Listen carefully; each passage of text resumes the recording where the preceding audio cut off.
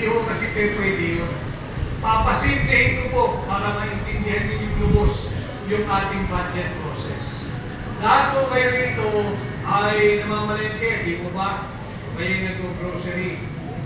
Pagka kayo po ay inutusan ninyo ang inyong anak o yung inyong pong kasambahay na mag-grocery, hindi yung ba humihingi kayo ng listahan? Hindi yung ba merong itemize yan? May item yan, ano bang pamamalengke mo ngayon para meron tayong kakainin sa loob ng isang linggo? Tama po ba ako? Mapakarne, mapaisda, mapababoy, mapamanok, mapagulay, mapanggisa, mapabawang, kahit suka. Pagka kayo ay inuutusang bumili ng suka, di ba ba? So yan ay naka-itemize. Tapos, hihingi siya ng halaga.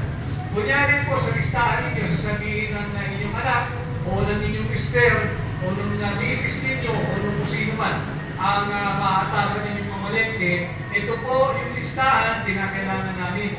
O kinakailangan ko ng 2,000. At pagkatapos yung mamalengke, titignan ninyo, tama ba yung napamili? Napamili ba lahat ng nasa listahan? At sakto ba yung pera? Kulang ba? May abono ka ba? O may sukli pa tayo? O sapat lang yung perang binigay ko? Yan o yung tamang budgeting. Ganyan din o ang budgeting dapat sa Republika ng Pilipinas. So huwag kayo malulula. Except of course, ang ating budget, yung lingguhang budget, para 2,000 na pamalengke para may kakainin tayo kasama ng supply sa Pilipino. Ang Pilipinas, so for this year, 2025, ang malaking pagkakaiba, ang budget ng Pilipinas ay 6.326 trillion. Tayo, baka 2,000 lang kada dito. Ang pasaklan, yun na nga ho eh. Kung tayo sa ating mga pamamahay, nagkakaroon ng tamang budget process, dito sa administrasyon ni Bongbong Marcos, walang ganong proseso. Blanco, bahala na kung magkano halaga ang gusto nyo ilagay. Pera niyo po iyon eh.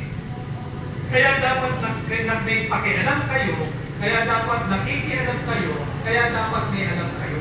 Yun ho yung aking ginagawa sa aking pag-iikot sa lahat ng panig ng ating bansa. Pati doon sa ibang bansa na kung saan ay mayroong mga Filipino community, may Filipino migrants, may Filipino workers.